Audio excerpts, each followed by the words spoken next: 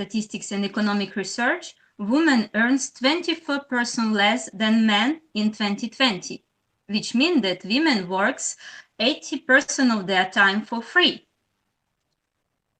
And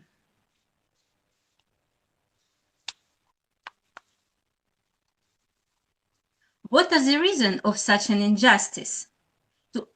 This is why we are going to talk today about gender equity, or how to be fair to men and women and to overcome this injustice. Please meet our 5 speakers who will present themselves now. Dr. Fanny Farget. Yes, good afternoon. So I am Fanny Farget and I am a PhD doctor in science in nuclear physics. And I gained my degree 25 years ago, and I've been working for 20 years at CNRS, which is the National Center for Scientific Research in France. And I have been working at different experimental facilities in France and in Europe, close to accelerators that are high technological devices. And my field of research is basic nuclear physics for astrophysics and nuclear applications.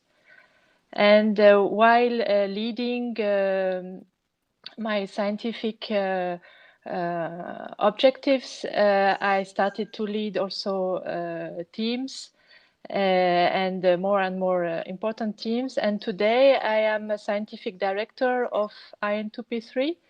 That is one of the 10 institutes of CNRS, and is a National Institute for Nuclear Physics and Particle Physics.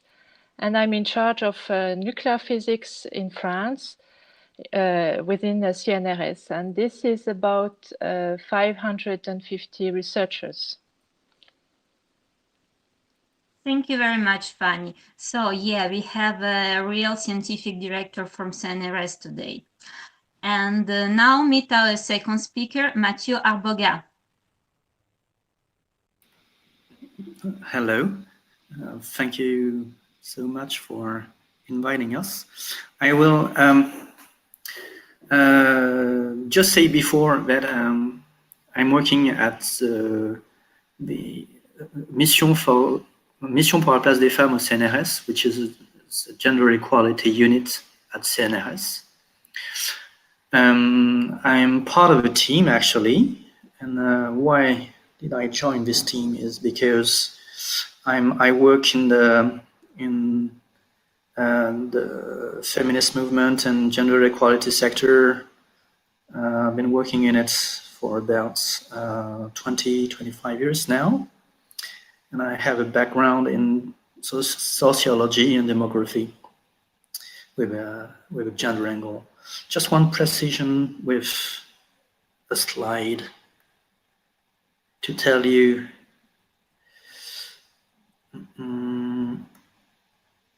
Yes, to tell you who we are more precisely. Well, I'm showing this slide just to tell that gender equality at CNRS is a whole network involving the top executives and also a committee representing every institutes, thematic institutes, and also a network in the regions. And we, at the center, Mission pour la place des femmes,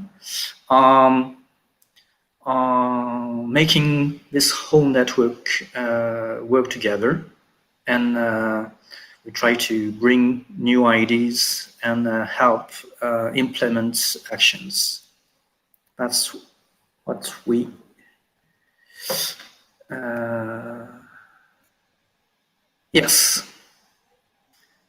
Okay. Okay, thank you very much, Mathieu. Indeed. So we had just heard from Mathieu. He is responsible for the mission for the place of women in CNRS, and we'll be happy to hear more about this sensitive topic later.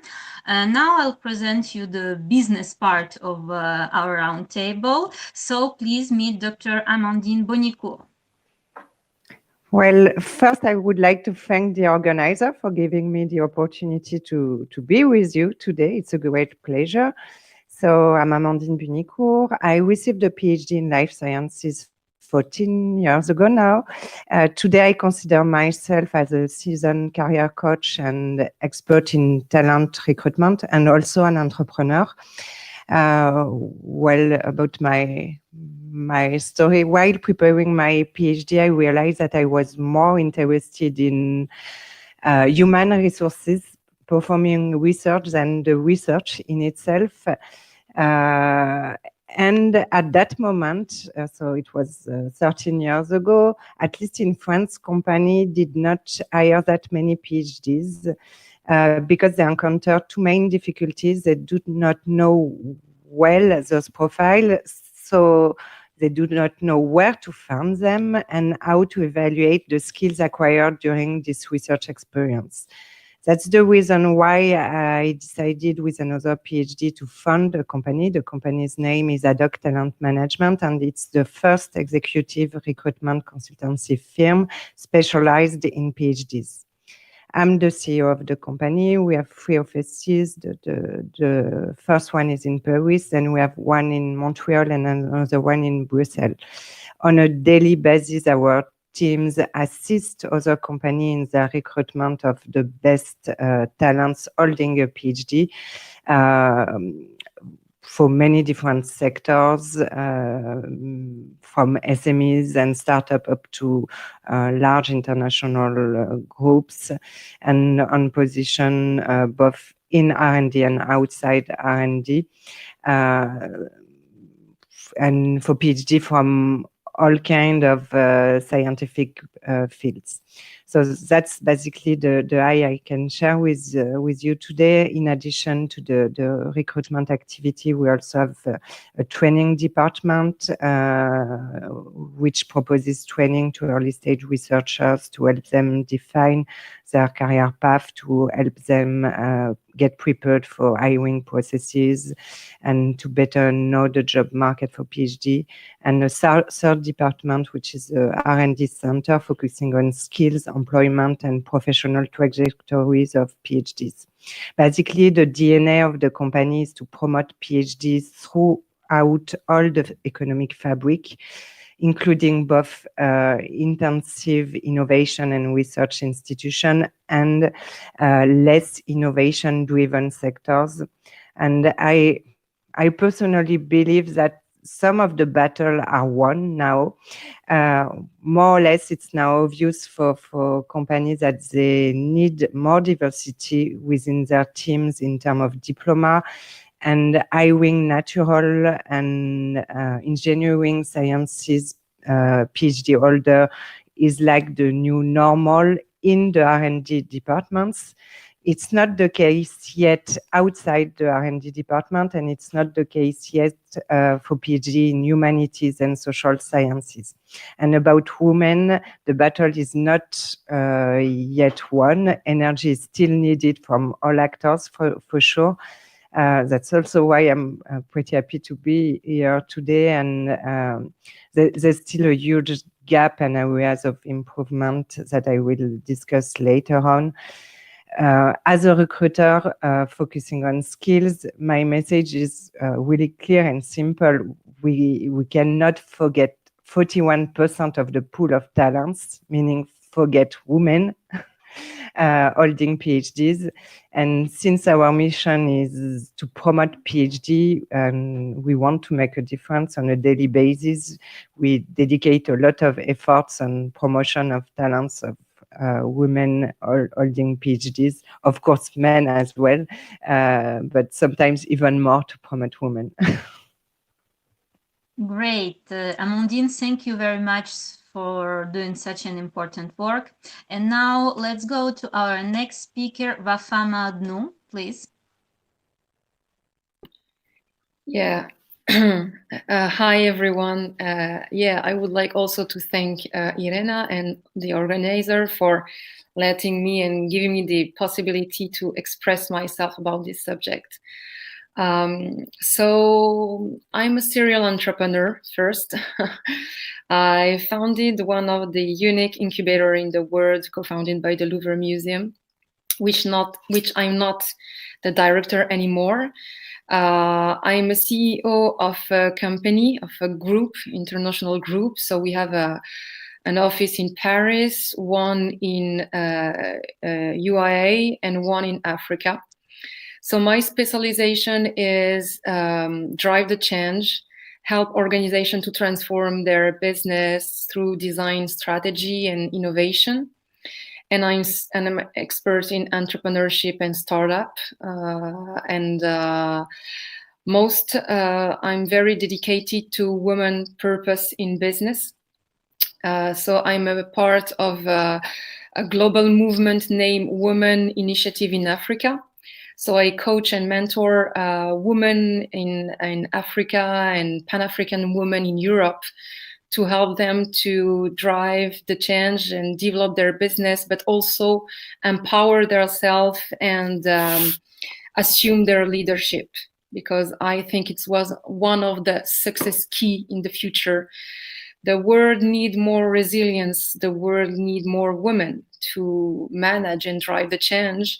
And that's why I'm serving this bigger purpose in my life through my several businesses and experiences. And I'm very glad to be able to share this experience with you and also all people who are following us. So thank you. Thank you. Wow, that was an inspiring speech. And now our next speaker, Isabelle Blot. Good afternoon, everyone. First of all, again, thank you for inviting me to join you this afternoon, talking of this subject, which is my pure DNA, and my personal mission is the place of women all around the world. After 20 years of experience as an HR development and career coaching within international companies and public institutions as well, after a study on the implications of self-efficacy for women, I decided to create a Child Equity, a unique media for real equity around the world, from childhood to women professional and business independence. I have selected partners for their will to have positive impact for women in the world, and I am proposing some actions around women heritage, role models, opening with Femmes ici and ailleurs, a zero ads magazine. And I like the zero ad for women in a magazine. I am also doing positive coaching, leadership and role model impacts for women, but also stereotypes and equity in companies with my partner called Lead Up. I am also training about circle energy with my partner Kirton Cycle, and finally about economic autonomy mentoring and business angel to come with my partner, which is Onyo Cash, and who will be attending ph.d. Talent Fair this week, for example. And recently, I was making a video capsule for Digital Summit, the summit from Femmes Alpha for women working in digital professions, talking about the heritage of women in the digital section and the digital things, i.e. the computer was invited by a woman, Ada Lovelace. I just pull the point. Thank you. Thank you very much, Isabelle. So we have those wonderful speakers today for you. As you can see, we have a scientific director from CNRS, responsible for mission for women for CNRS. We have recruiters, we have even a CEO. All this to talk about gender equality or how to provide it in France today. So my name is Irina, and I'm going to be your moderator. We also have Julia today, who will provide the technical support. And for those who are watching us on YouTube, we are monitoring your questions and we'll be happy to ask them at the end of our discussion. So today we are going to discuss about two important parts. We're going to divide our discussion in two important parts. I mean, the assessment of the situation, what's happening today in France, and why there are no equality achieved today, and what we can do about it, what can state do about it, what can business do about it, how we contribute to improve the situation. So let's go for the first part about what's happening. Julia, could you put a please slide, first slide, please? Okay. So, as you can see, in 2020, the absolute difference between for the salary between men and women was 24%, which is the 80% full-time equivalent. That means that women earn 24% less than men, and basically they are working for free 80% of their time, which is equal about 40 days in year. And even if women and men had the same qualification and position, we can still observe the difference of 9%. And so women are paid less. And we can see that there are less women having a full-time job and more women having part-time job. So it's in general, but as our roundtable is destined today, first of all, for the student, for the PhD student, and those having PhD, we asked Amandine Bognicourt to prepare some information, particularly about women PhD and their employment situation today. So please, Amandine. Okay. Okay, you can stop sharing this slide, Amandine. So let me share my screen. Can you see it? Yes, it's great. Okay, perfect. So according to the statistics published by the French Minister for Higher Education and Research, in France, 41% of PhD are women. If we only look at PhD candidates currently preparing their PhD, it's more or less 50-50 between women and men. And it's balanced in humanities and social sciences, whereas it's not the case for field of research such as engineering or mathematics or IT. At Adoc Talent Management, we conduct different kind of studies about PhD careers, either just after the PhD or on a long-term perspective. What we observe is that less women join the business sector within 3 years after their defense. Only 30%, whereas 41% of men do.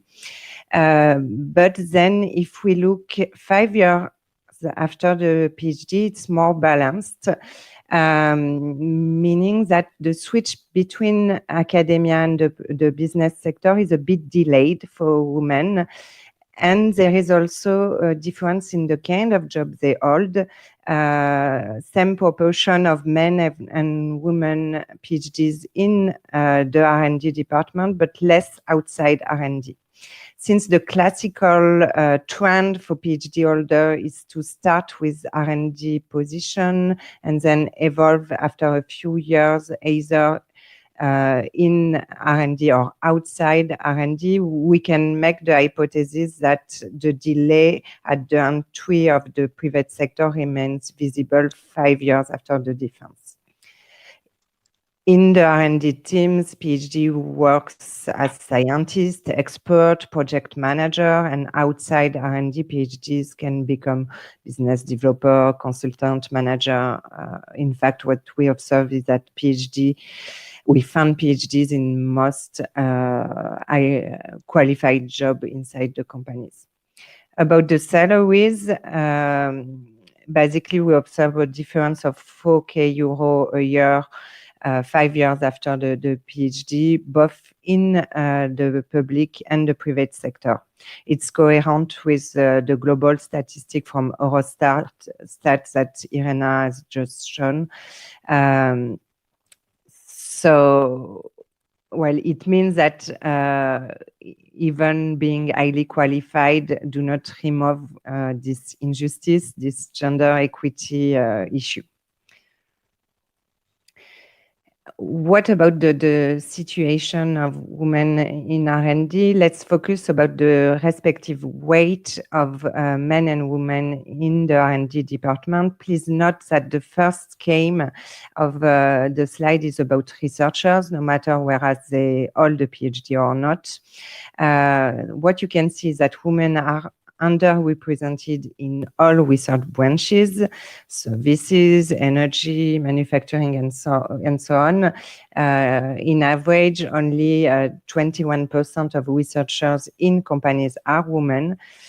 Women researchers are underrepresented regardless of their highest diploma, but it seems the situation is less unbalanced in R&D for PhD holders as compared to master and engineering degree graduate, which is good news, I think. After presenting a few insights about the first steps of the career, I also wanted to emphasize the fact that it's important to have a long-term perspective as well.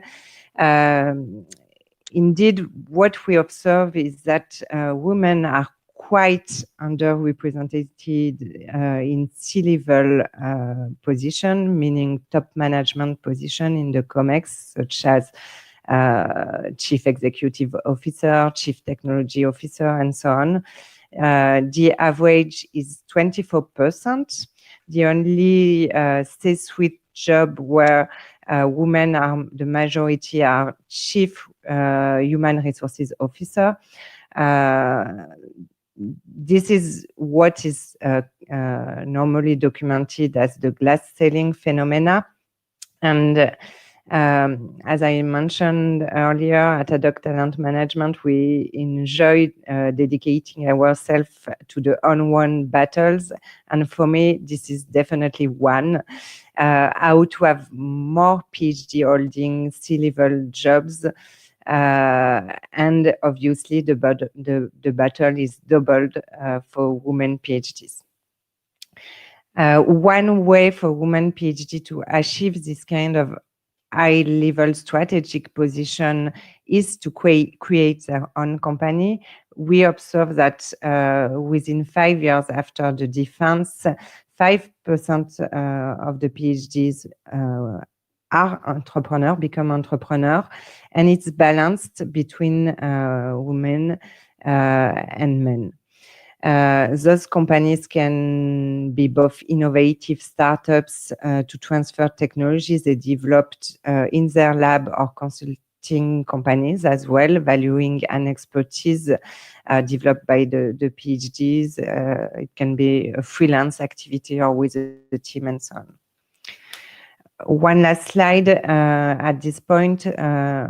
The obstacles women can meet in their career development are diverse.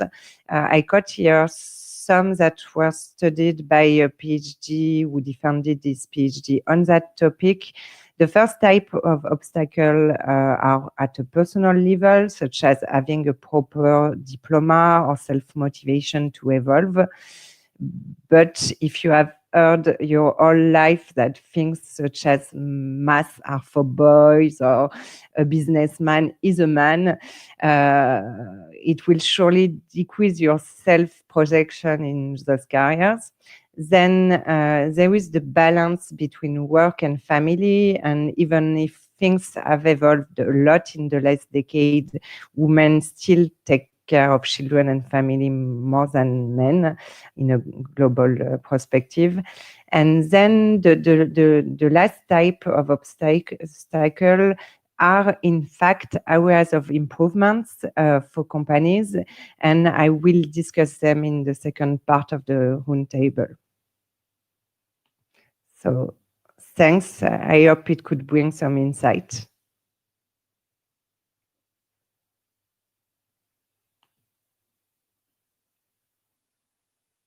Irena, we cannot hear you. Thank you. Okay, yeah, that was extremely interesting. So I wanted to ask some precision. How about the idea of age? Why this woman can be discriminated by age? And in what age does it start? Well, age discrimination was documented about pregnancy, for instance. So the fear of a woman who will get pregnant is one reason, and then there's also on a personal basis the fact that women at some point in their life wouldn't project themselves in leadership positions, for instance, because they feel it's important for them to have a good balance between professional and personal life. But I'm sure other speakers will have insight on that as well. I can come back on that later on if needed. Of course, thank you very much. I see that Isabelle wants to intervene, please. Yes, thank you. Thank you, Amandine, for your presentation. And I wanted to focus on the education side and also to answer your question, Irena, about the age. The discrimination regarding girls starts from primary school and even before. In all the stereotypes of a society, and the division between two genders and the restrictions for each of them. And I say each of them because men do suffer also of stereotypes, but it shows differently in society. But the thing is, I dream of a day that one day I have a dream just talking about one gender, humanity, and that take care about each positive forces and qualities of everyone. And there are now some studies about primary schools and also about the Sweden primary school leading another way to train that non-gender educative part. And that maybe is also an answer to the age and the education side Amandine showed as being felt by women and not expressed by HR recruiters as it is showed in a McKinsey study in 2019, last year. Okay, great. Thank you very much. Indeed, women gender socialization have a great impact on how women succeed in their lives. So I noticed a very important point about what Amandine said. She mentioned that for women, it's actually easier. She had more chances to succeed if she creates her own company than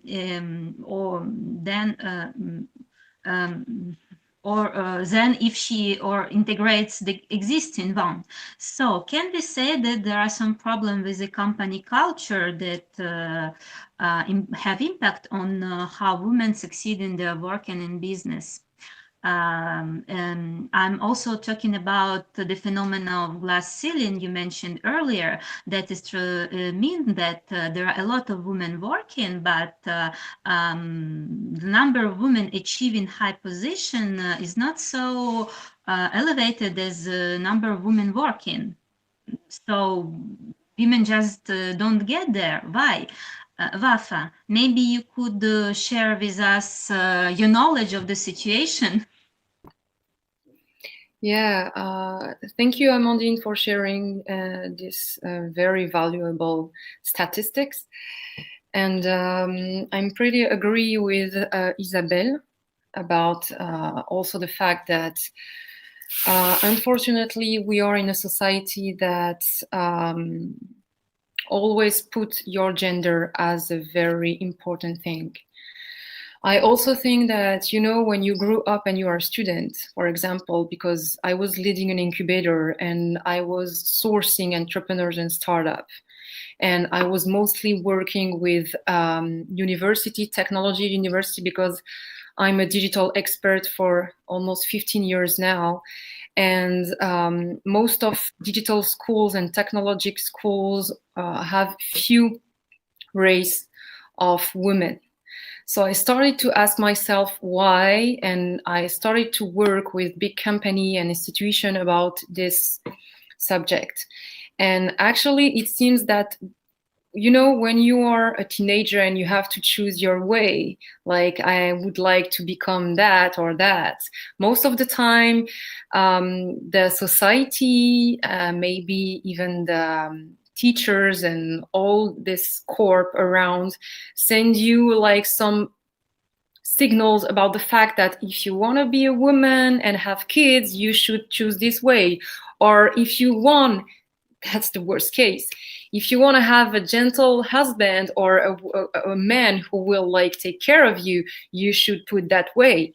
Exactly. So and we developed as a woman, which I named the imposter syndrome, which means that when we have a dream, but this dream is too big, or you have like a big ambition, it's like fighting with those signals from society that always showed you that you are a woman, and of course you will be pregnant one day, and of course you will have difficulties to manage and find the balance in your life, which is true, because society doesn't help you for it. Because when you even get pregnant, you're scared to announce to your boss that you are pregnant. So this is the old mindset around that puts psychological trauma on women, because I'm passionate by neurosciences, you know, and it's developed like a certain behavior, and it doesn't help women to free their potential and their leadership. And I think that it's sad, but the most difficult problem is not about structures, it's not about the schools or the skills, it's about mindset. You know, I will just give you an example of my childhood. I was in the primary school, and the teacher asked me, Wafaa, what do you want to become when you will grow up? And I always knew what I will do as a little kid. And thanks to my education and my parents, they always like drive me to develop my potential. And I said, I will be a businesswoman. I would have a wallet, and I will travel in through the world.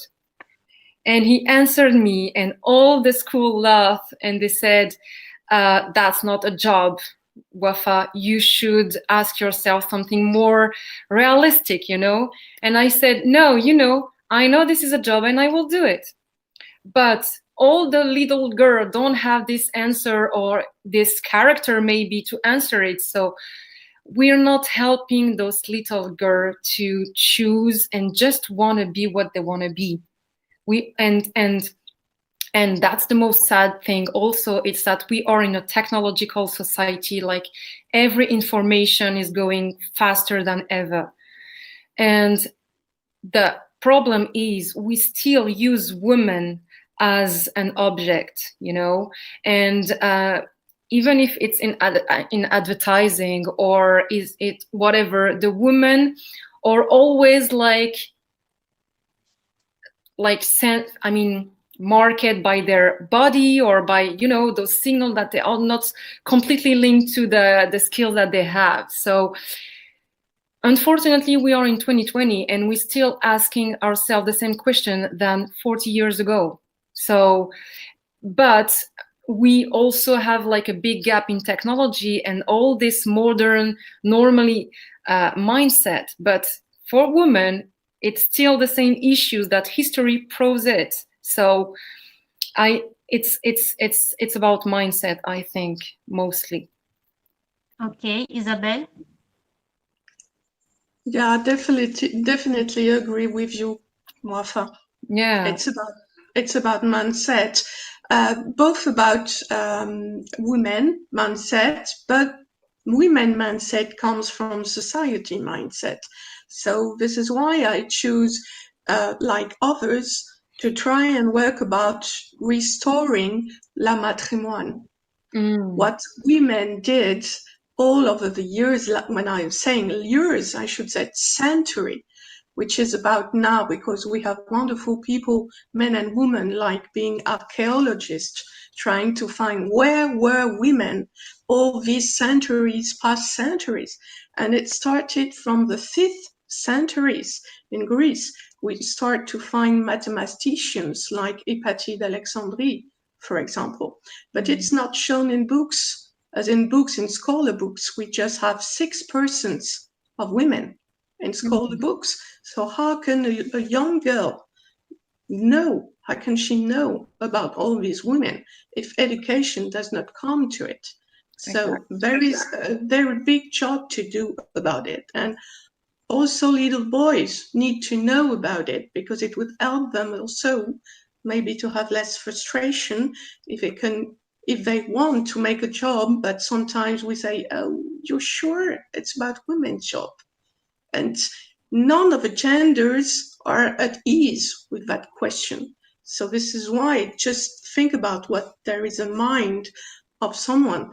And the problem with companies or institutions or universities, because there is a university in Norway who tried to recruit differently, and they succeeded in upgrading the female students from 10 to 40% within 2 years. So that means that when you make the effort to speak about women in a certain kind of language, because businessman, you hear man, so you can't project yourself. But when you make the effort, women answer, because they just feel concerned. Yeah. If you use businessmen, they're not concerned. So this is something really interesting also about internal recruitment, because when we talked about company, we talk about hiring someone from outside. So all the laws in France, and many laws about equality in France, are mainly about hiring someone, men or women, but the same salary, but not so much talking about the internal life of the woman. And this is where we come to the point that a woman inside the company cannot reach CEO places and need to go outside and create their own company, because they know it's going to be the only way, maybe because they get less financials from the banks as well. So the thing is, inside the companies, there is also something to look at it, to try and help women reaching the CEO place. It starts from the recruitment side. Okay, great. So thank you very much for mentioning that. Yeah, so maybe one last question for this topic. Can anybody comment more about this phenomenon of the glass ceiling, or about toxic masculinity and mansplaining in the French companies? Maybe you can just share some of your experience or some knowledge that you have, just so our spectators could hear more about it, so we won't forget that it happened too also. So who want to tell, maybe, I don't know, Wafaa? Yeah. Is it hard to be a woman in business once you're inside the company? Of course. Why? what happened? You know, we have a lot of young women trying to go there.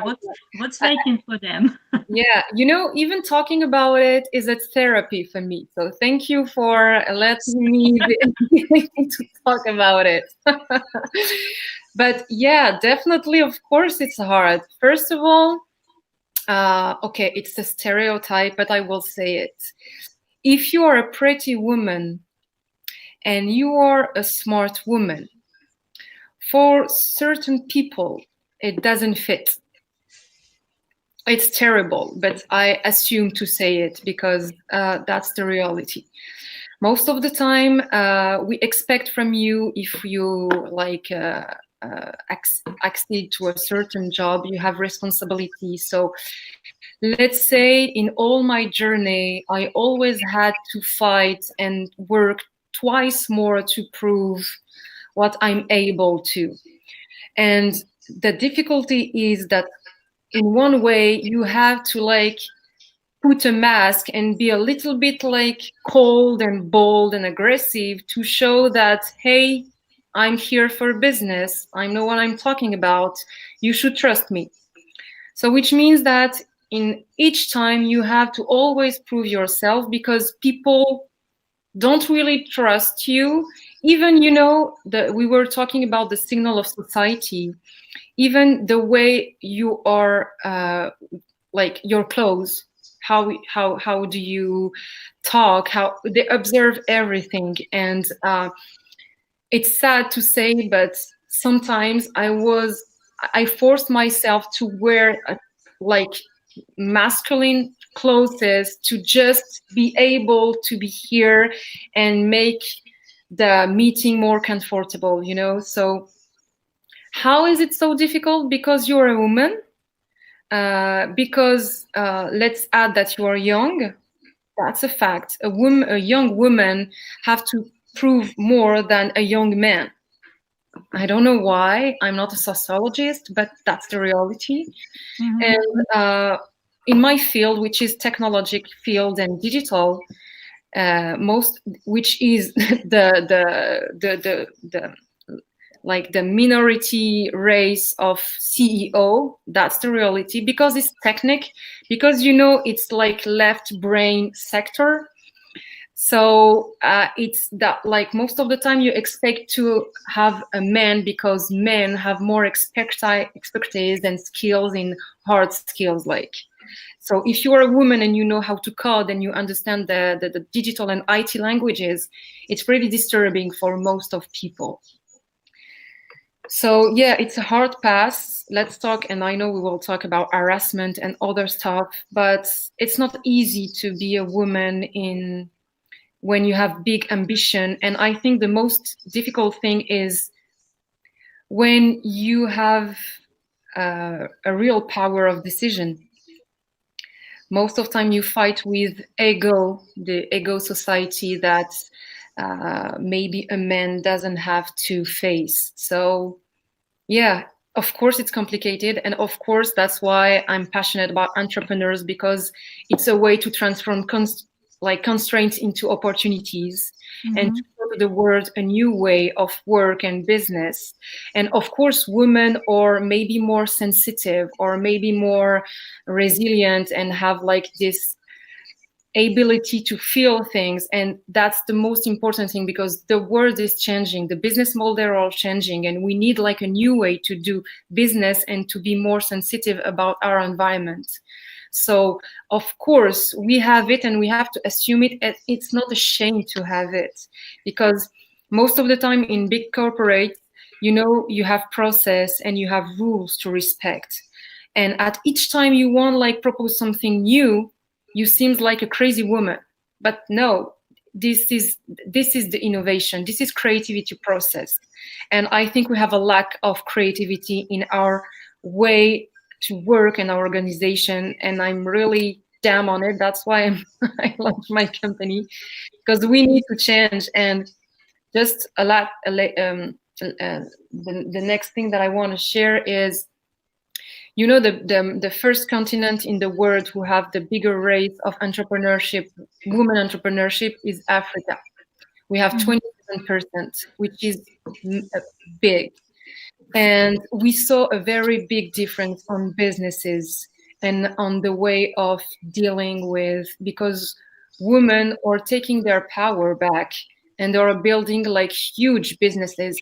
They're not just building like small business. They are raising funds and building like some major technology with all the process of science and technology behind. So Okay. it's really important to remind us that. Wow, Wafaa, thank you very much. I see that in our audience we have young women who can totally relate to you.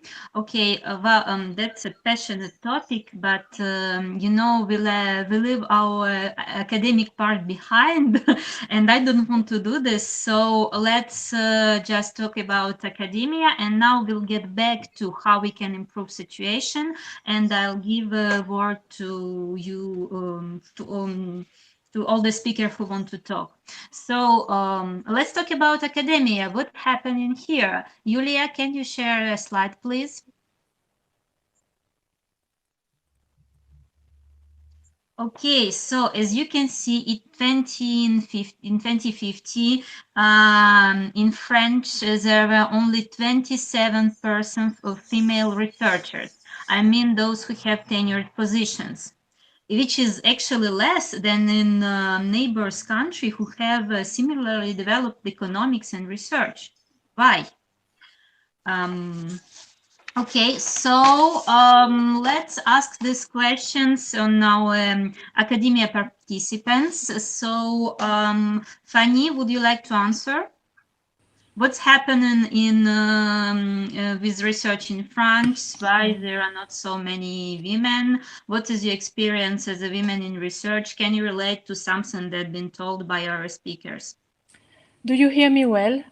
Yes. Yes, very good. Because Okay. okay.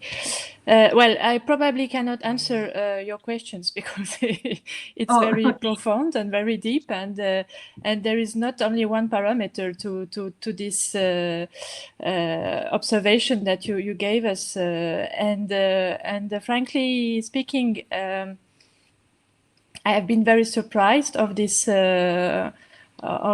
result, and I have looked at different statistics and through Europe, and the only how to say matching statistics is the number of child per woman. That is exactly with the same, more or less with the same color. So for example, in France, we have more children per woman as in Spain or UK. Mm-hmm.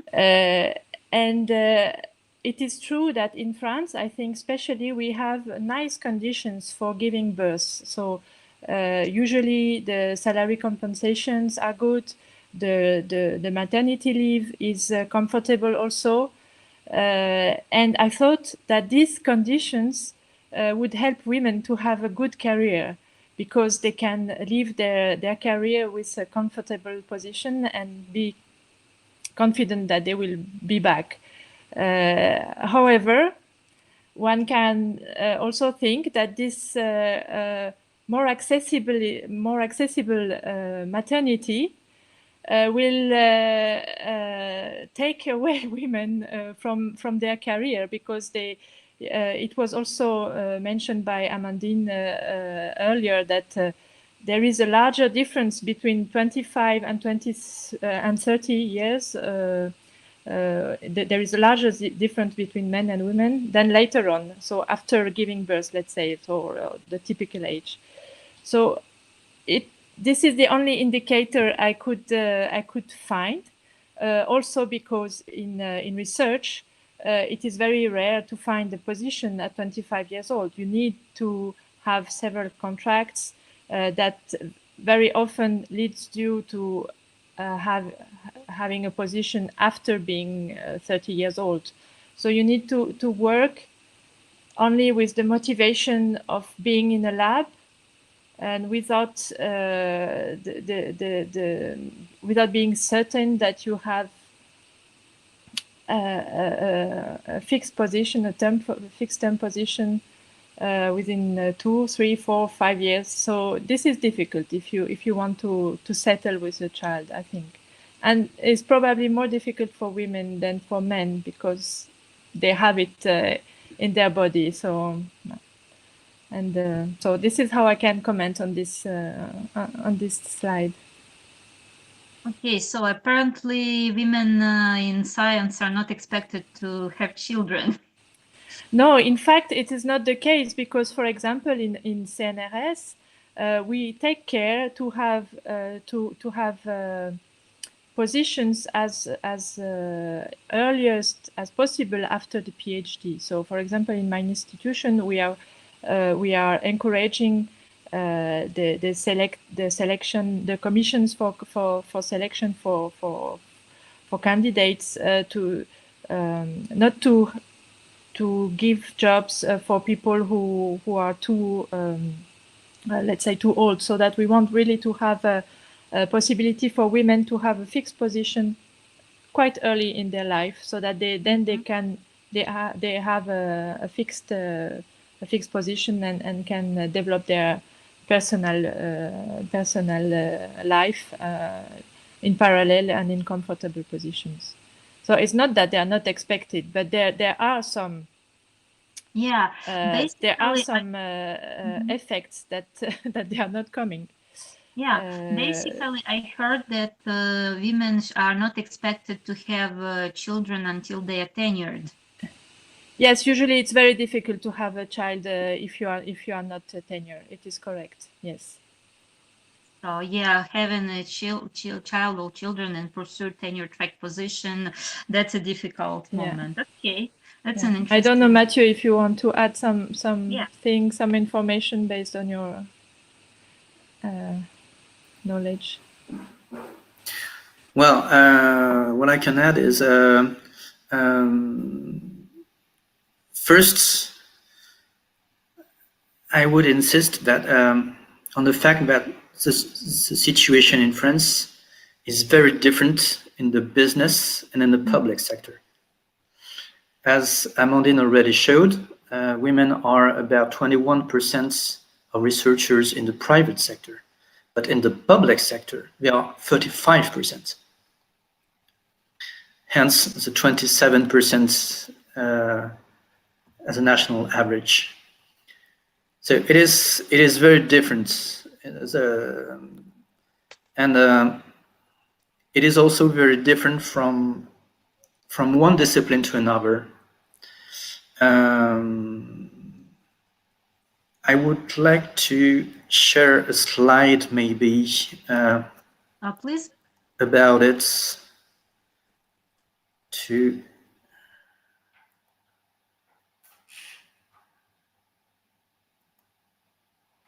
yes, to explain, to make my point clearer. On this slide, you can see in 3 STEM disciplines, physics, engineering, maths, the dropping of the decreasing of the share of women from the time of PhD graduation to the recruitment on a permanent position at CNRS. I also put the university data as a comparison. You can see that in physics, for instance, 30% of the PhD graduates are women in physics in France, but only 21% of university recruits in physics are women over a 10-year period. In engineering, it is even sharper, from 30% to 6% in university recruitments. So just this these few figures show how much different is the situation from one discipline to another, and it's really important to bear it in mind. In my point of view, the other things, well, I will repeat things that have been already said by the other speakers, but it's important to insist on the fact that it starts very young, at elementary school and in the family, even though it is unconscious. Bias do exist, and also insists.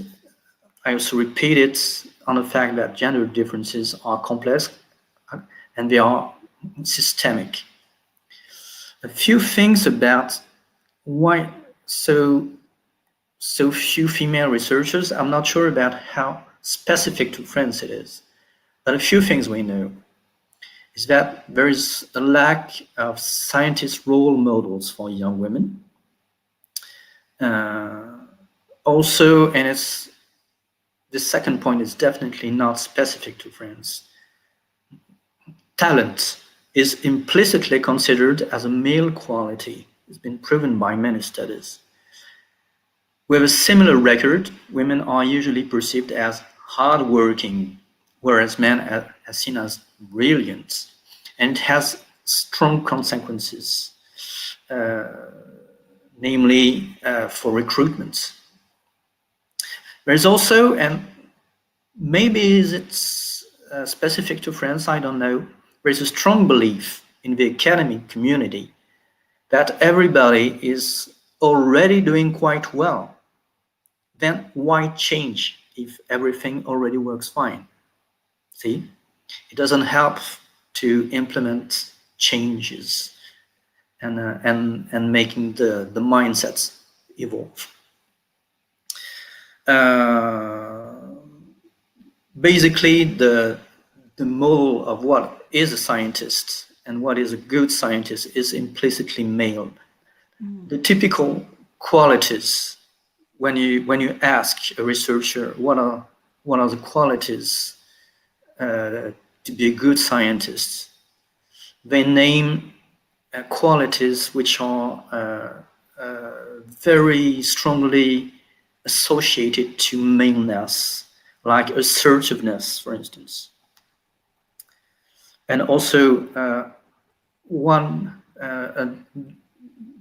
this requirement to be fully dedicated to your work 24/7. And this whole thing contributes to what is called in the literature a chilly climate for women in research. And as research is often not a welcoming area for women, it logically diminishes the will to be recruited in an environment in which you feel you wouldn't fit.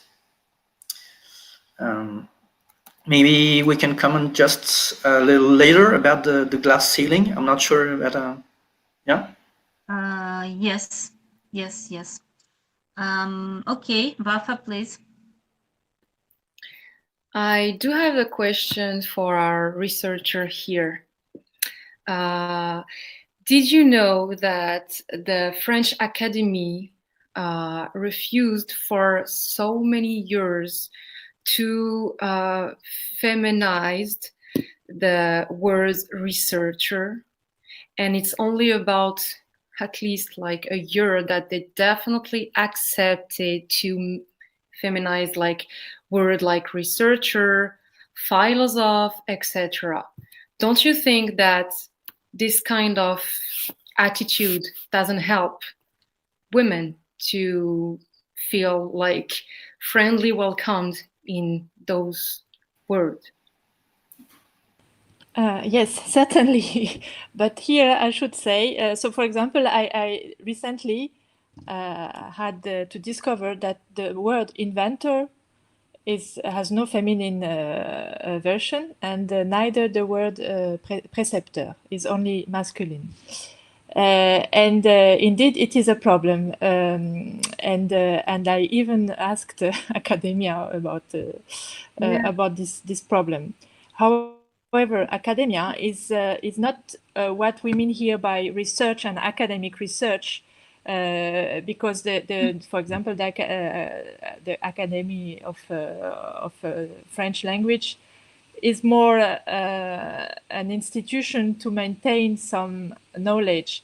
And when we are doing research and academic research, we are pushing the limits of the knowledge. So it's a bit different. But I agree with you that we have that is part of our language and of our culture is not pro women. Yeah, this is certain. Yeah. Okay. Just a word about it shortly, but research showed that presenting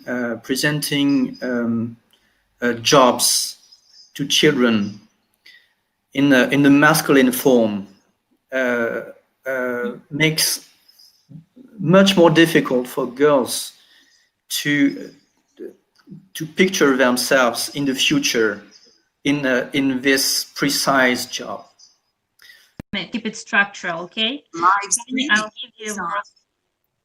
Okay, seems like we are back. Great, thank you for staying with us. So to conclude this first part, Fanny, can you share your experience of being a leader female researcher of CNRS? Have you faced any problem, or have you ever felt pressure to to be like a man, to assert yourself? What's your feeling about it? Well, my feeling as a woman is not that bad. I mean, and especially as a manager, I feel well acknowledged and well surrounded by my colleagues. It is more my scientific career that I found difficult, and I really could experience the process of glass ceiling, having the impression that my scientific career, not only an impression, but I just had to see this, or to have the evidence that my scientific career was delayed by approximately, I would say, 5 years. And this was for my scientific recognition, which means invitation to present my work in international conferences.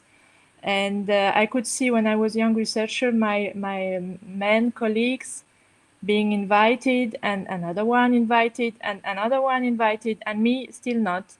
And finally it came, but it was much later. And this period where you are not invited, where you are not put under the light of your colleagues, where you are not supported, in fact, is a very difficult period, because you have to be very confident in yourself, because you have only yourself and not the other ones who are fostering you, to believe that you are valuable for something. So and I think this period is a very critical. And if in addition it corresponds to the period where you have children, and then you have to step down a little bit out of your scientific career, then it is a double, twice more difficult, I would say. So yeah, I did experience this effect of glass ceiling. And I would like to say that also with respect to what was said before, it may not be only the reason of discrimination against women, but there is also a kind of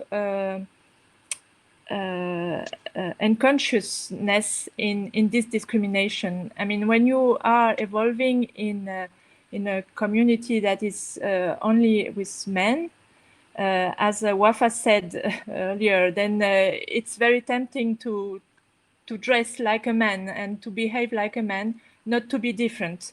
and to be encouraged as the other ones. So, and to feel part of the team, because this is very important. And this difference, if you are the only woman or very few women in a community of men, makes difficult for women to feel confident in themselves also, because men encourage themselves naturally. They clap on the shoulder and they say, "Oh yes, good, you did well."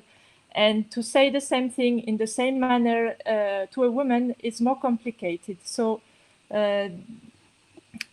I'm not sure what I'm telling you is specific to academia, but is more specific to a community with some not many women, and a professional community with not many women. Okay, great. Thank you very much. So we could see that unfortunately there are still inequality in France in all the sector, in research and in business, in private and in public. And we raised some important problems that appear: glass ceiling, discrimination, expectancies, gender socialization in men and women, the fact that we can men can naturally encourage each other, but not women. So now we are going to our second part. We'll try to keep it even more dynamic.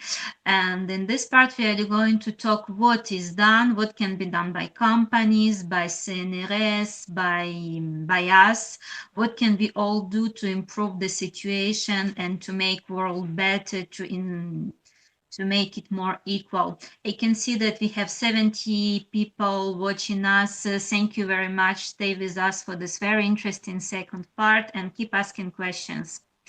So, who want to start about your advice part? What is done? What can be done? I know that some of you have presentation prepared, so maybe Amandine. Well, I think I will keep it without my presentation, but just a few advice, and basically it's a question on how to attract and retain women as well. And I think we have discussed about the recruitment part already, the fact that it's important for women to project themselves in the wording and the vocabulary used in the job offers, and that's something important. Maybe I should mention that everywhere diversity and inclusion policies operate in large companies, and SMEs also put effort on that. What I see with the clients we work with, especially in the deep tech sector, is that they fight to attract and retain women, PhDs, and especially women. The reason is really simple. I mean, it's that diversity, including gender balance, is good for the working atmosphere, is good for the performance. And as Wafaa said before, when you want to innovate, even in deep tech company, it's not only about technologies in itself, it's also about user experience, about business models, about everything. So you need to undertake the problem with different perspectives, like 360-degree view on the problem, and gender also help on that. So I have many of the company we work with who really tries their best to attract and retain women. And there are different types of programs dedicated to women. To the best of my knowledge, nothing in company dedicated especially to women holding a PhDs. There are both things for PhDs and for women. So then it's in between. We have discussed about role models and the importance of role model, and I think that's one of the most efficient kind of program, and it's also easy to do. And one example of a young researcher, a woman that I supported to enter a company, and at that moment the innovation director was a woman, and she could grow her career really fast within the company. And I had a phone call with her last week, and she told me that now the head of innovation is a man, and she said, I'm quite sure that if I have entered the company right now, my path within the company would have been different. So role model is definitely important, and together, I mean, we can make a difference, and we should put the spotlight on success stories of women PhDs, and then there are other kind of action, and I'm sure Isabelle and Wafaa will talk about mentoring. We should help women grow their skills and be able also to promote their skills. So be aware of the skills they bring and promote them. And so some institutions have high potential detection programs dedicated to women, leadership programs dedicated to women. And obviously this is important, but you also need to have the real evolutions in front of those programs, because I have one example of a company in which they have those programs, but when you see the statistic, women don't really evolve then. So everything has to be in the balance. And yeah, I think I will stop with that now. But okay, thank you. Another aspect I would really like to emphasize later on. Great. So monitoring, supporting women, making the language of the advertisement like more women friendly. So maybe Mathieu, maybe you could continue with what happens in CNRS, what they are doing to attract more women. Well, I'm trying to be synthetic. As I said, it is crucial for us to consider that gender inequalities are systemic. Hence, there is no such thing as one major unique solution. We have to make the whole system evolve, and to make the connection with the glass ceiling effect. One thing important that we are currently working on is to make the evaluation criteria evolve. We are working with the CNRS evaluation committees to renew the criteria of research evaluation. It's a long-term work, but it's currently ongoing. We also have inside CNRS, which is a nationwide institution, a gender equality plan since 2014, and we will have a new one starting in January for three more years.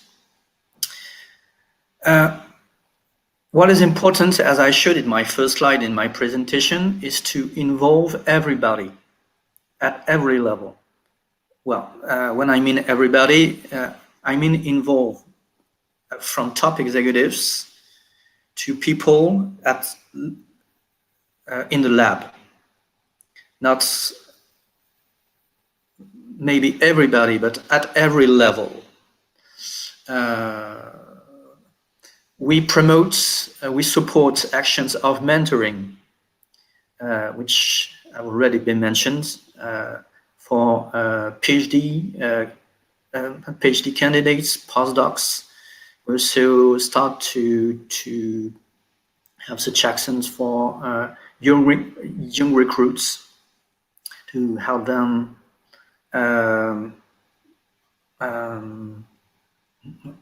overcome the glass ceiling effect. Well, trying also to make our communication evolve at the level of CNRS official communication, but it's also very local.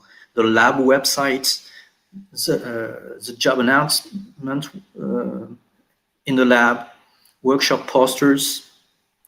We're also working hard recently about recruitment practices. And we are currently rolling out a new e-learning tailored for evaluators and recruiters at CNRS to help them first understand better the biases, including the unconscious biases, gendered biases, and also giving them a few tips to make it better in the future. And we are also building networks of gender equality promoters. And this would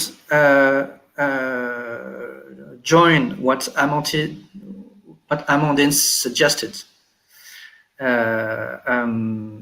We can think of ideas for young female researchers, like grouping together, joining scientific societies like Société Française de Physique, which has a working group on gender equality.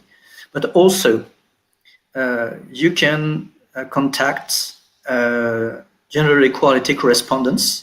At CNRS, we have in every region, but we are also building networks of lab correspondents, gender equality correspondents in every lab. We started it in the regions of Toulouse, of Lyon, and also in the region of Lille. And soon we hope in other regions promptly. And these are people, when they exist, which you can contact, and they can help you set up actions locally, for instance. And I'll stop there. Okay, thank you very much. Yeah, well, that's great to hear. So, Isabelle, do you want to keep up with your advices? Yes, thank you. I just want to say bravo to Mathieu. Thank you for sharing all this wonderful job, because it is a job to group all people together from top to other levels of the company and make sure that gender equality is spread all around and with tips. And that is a major part of it.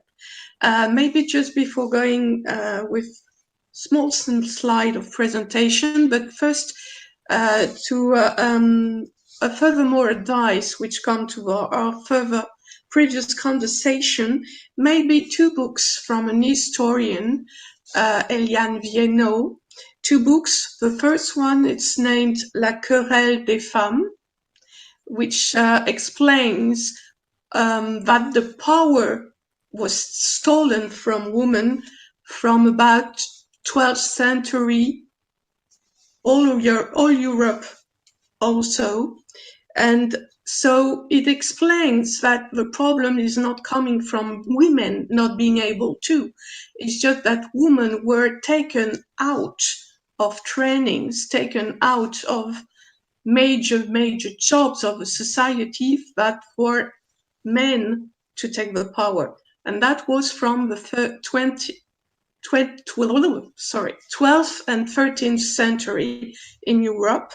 And also another book which is about language, which is Non, le masculin ne l'emporte pas sur le féminin. Masculine do not take over the feminine, because the old French had both versions, feminine and masculine adjectives for each situation. So we used to be able to do it. Now it's just a question of redo it. It's just, for example, we could say, les hommes et les femmes sont belles. And les femmes et les hommes sont beaux. It's called la règle de proximité. and it's still in use in French. So why not using it? It's just a question of how, one of my tips for it. And if you just permit that I would share just 1 or 2 slides of my astuces or tips, would be either for women and either for companies, institutions, but I gather that women can look as well of tips for institution and institution tips for women, because we need to work together about it. So just now, this is my technical competence, so I'll try and do my best. Do you see? Yes. Thank you. So for ladies, I would start and say, if you want to work wherever you want to work, choose your place to work. So if it is for private working, some kind of tips, you've got many of them, but the one which is measured of having at least 33% of women within companies, it's best word of places. So Palmarès best workplaces started from this year to have Palmarès best workplaces for women. So you could try and go and see there. You can go, I believe all of you know about it, about the ph.d talent fair, which is a career fair, but also a forum on which on cards will participate with a workshop about how to choose your association. Also, you have many information on the networks now, like on LinkedIn. One PhD's popped out an ad for a new deep tech plan from government and BPI France. So many information. Sometimes I was told when I was working in career orientation, some PhD girls saying that they do not, they some kind of being afraid of using networks because they don't find their places between private companies, marketers, developers, and now it's starting to be more and more useful and being used for PhD as well. So please do try and go to every networks you do know and like. And otherwise, try and get information about what is being organized for women place, as Mathieu explained, for example, in any place you want to go, because it is also a signal on how people are being taken care of within the organization. The other thing is, if you want to do it, do it. You are legitimate to do it. And as the ad said, you're worth it. So it's just some kind of example of where you can go and reassure your feeling of being legitimate and find out other role models than the one you were talked about at school. It's, for example, Fanny ailleurs, or you can find the Dictionnaire des Créatrices, which is made by Women Edition in Paris, and it's in many areas from history, literature, technical professions, scientists as well. You can find old women and actual current women, which are in that online dictionary. You also have CARaDOC, which is also dedicated to portrait of women in many areas as well. I am working on the Lychee training, which is making the links between how to identify what the role model's impact is on me and how to try and reverse it. And on your cash told me that if any people is interested by trying and work on the economic side, there is a tip of reduction with one name. Now, for institutions and companies, I believe many of you have heard about the Appel de l'égalité, the think tank from Marie-Claire and connecting leader clubs. They popped out. Yeah. But can you put it full screen? Oh, yeah, sorry. Is it better? So not yet. Not yet, but Okay. I try and, yeah, I'm on full screen on my side. Okay, yeah, so keep it. So sorry. No, happens. So yeah, just to say that I'm not going to read all this because you can pop it up. It's free online. You can try and find online the Livre Blanc with 100 of actions from this think tank that were given to the Minister Elizabeth Moreno. Just an extract of things which we talked about it. It's to train HR managers on stereotypes and role models. The index Egalite Pro had helped a lot for salary equity, but still not for real equality. So it is suggested in that think tank to go deeper than percentages of women or not women and try and go deeper on the granularity of internal evolution of women from the first day step in the company and also inside the company, which is less work than recruitment. Try and develop, it was said by Mathieu, develop entrepreneurship to increase fundraising for women projects. Try and grant recruitment and evaluation tools and job descriptions, which are not sometimes online with equality policies. And it was suggested to make women write them, maybe, because they don't use definitely the same words. Create internal women communities, women mentoring, fostering, and try also to integrate an evaluation step at the end of each recruitment process to be sure that we still have on the final one man and one woman. Okay, thank you very much. Actually, just one thing at last. Sorry. I'll just precise that we are going to make some takeaway documents. So if some of the viewers didn't see some of your things, don't be worried. We're gonna to put all the necessary information so you can watch it later. Fine. Yeah, it was just basically just to say that it is resources on companies, but also how gender balance has effects, and also that men are starting to step up in many companies for gender equity as well. Great. Thank you very much. This was really very insightful.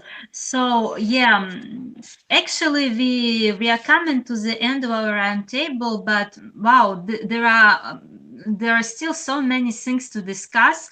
So maybe we will continue discussion for another 10 minutes with a question from our speakers.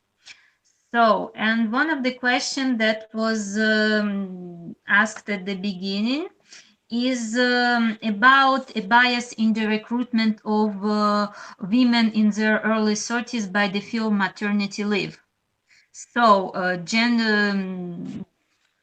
basically the question is about this discrimination in recruitment. I mean, okay, if boss or recruiter telling their team members they should be informed before getting pregnant, how to handle those types of questions? So, who want to answer? If you're being recruited and they are trying to ask you if you're going to have kids, what to do? How to react? Maybe one proposal, and I will let Amandine, she knows best about it than me, but maybe it's just to re-question the facts. In what is this linked to the position? To get information. Oh, yeah, sorry, maybe Amandine, you want to follow? No, I mean, I totally agree with you on that, meaning that a candidate should never answer this kind of question during the process or even after being recruited.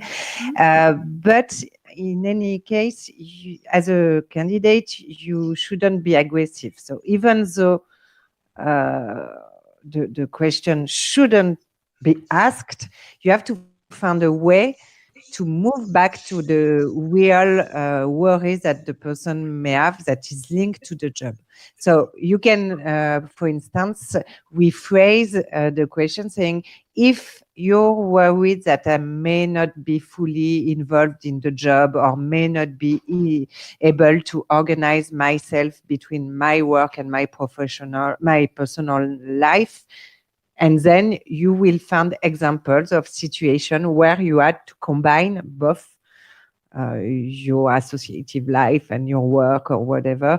But always make sure to move back to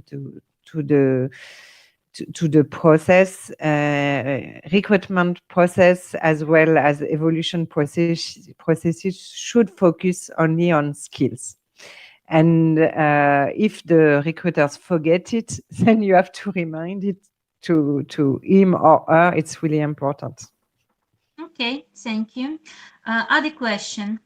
While working as a boss, have you faced any pressure to both succeed in your job and take care of your family? How have you dealt with this? I think it's a question for Wafaa. Yeah, you know, I had my kid very young. I had him at 22 years old, almost 23. And actually, it gave me really the light and the force that I needed to like go beyond my limits and reinventing myself.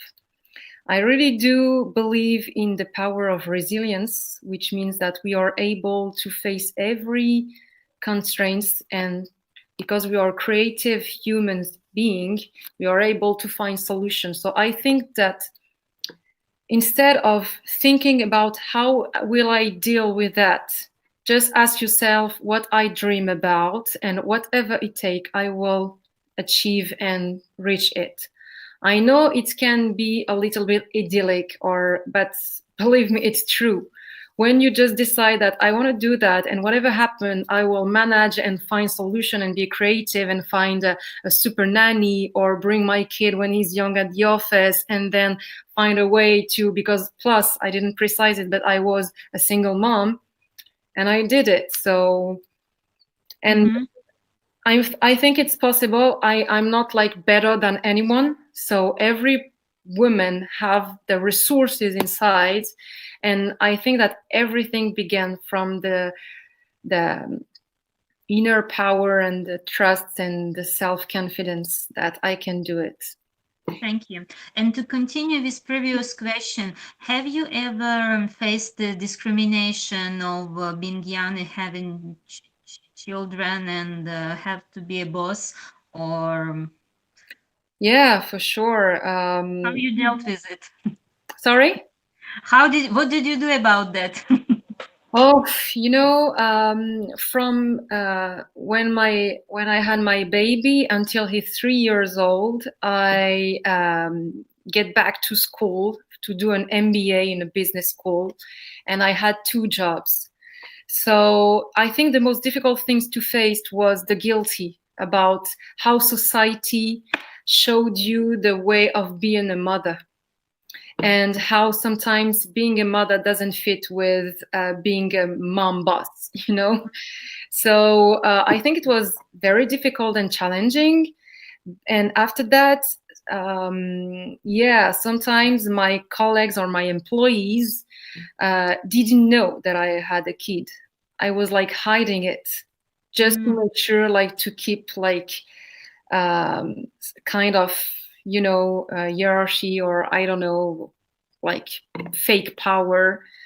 But I was young and I was trying to, but now definitely no, I assume it, and I'm very proud of it, and it makes me even more competitive sometimes, because, you know, the world is changing, and people are understanding how valuable are women, but plus or the mom, because there is study that prove in like Norway, and that when you employ a mom, her engagement, it's twice or third more, because you do trust her. and we know how it can be useful in a company that is growing up fast. So. Okay, thank you very much for this insight.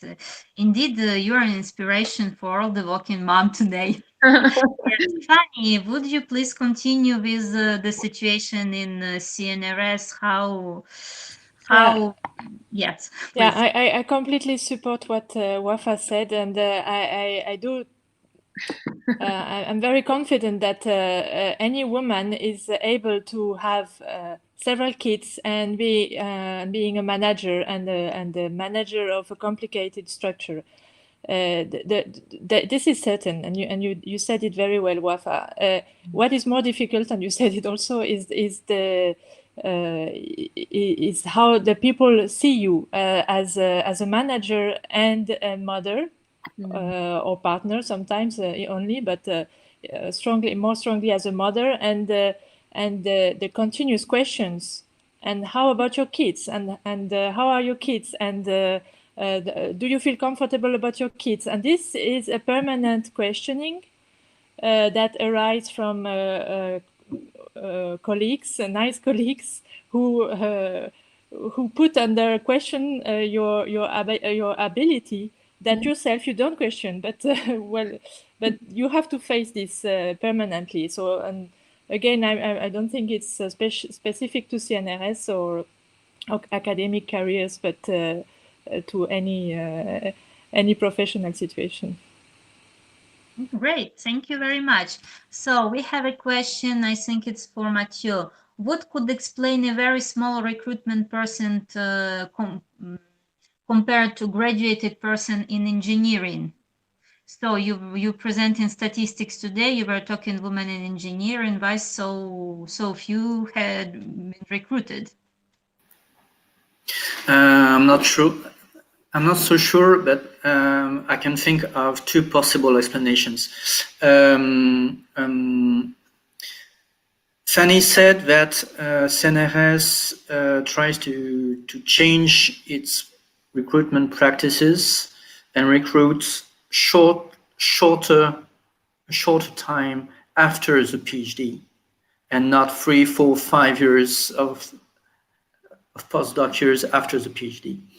But it's not always the case, and the longer the period after the PhD, and the fewer women compete for academic positions. The postdoc period is really a pitfall for women, and we have a serious concern about that. I'm not so sure about what are the practices and the mean age of recruitment in engineering, so I can't be affirmative that it is the explanation for engineering. Another thing also is that we tend to have in France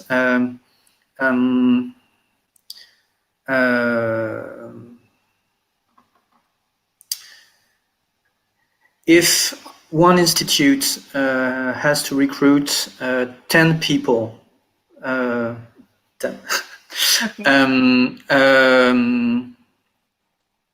It is often divided in 10 specific profiles.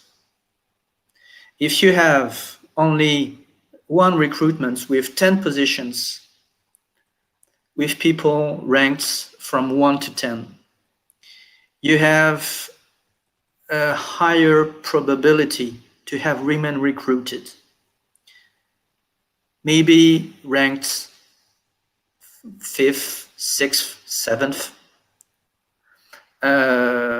But if you have 10 individual recruitments, then it is different. You have to be ranked first on this position, this position, this position. And because notably of what I told earlier about the perception of brilliance, of talent, which is clearly more associated with men than with women. This system of specific profiles is not good to improve the recruitment of women, and it is something we have to change at CNRS. Okay, great. Thank you very much. I think we will finish now. So I see that there are other questions, but some of them just are too specific and complicated. As about, I see there are questions about our other kind of discrimination, or about Swedish system. I think we can go down there because it will take us 2 or 3 more hours. But yeah, actually, I think we had a great talk today. We had many insights and many interesting information. So just to sum up, the situation is far from being perfect, but there are a way to do it better. So there are things taken by companies, by CNRS, and things you can do yourself while empowering yourself, connecting to other women, support other women. So this can be done by everyone, and I strongly encourage you to do this. And I thank our participants for joining us today and for sharing their insights on such an important topic. So thank you very much. As I said, we will prepare some takeaway document where we put all the necessary information about our speakers, some references there that you could watch. Thank you very much for being with us today, and don't forget, tomorrow we have a full day dedicated to companies and to the opportunities they proposed. So please come with CARaDOC to Graduate Late platform to see the opportunities and maybe to get hired, and I strongly encourage women to do it.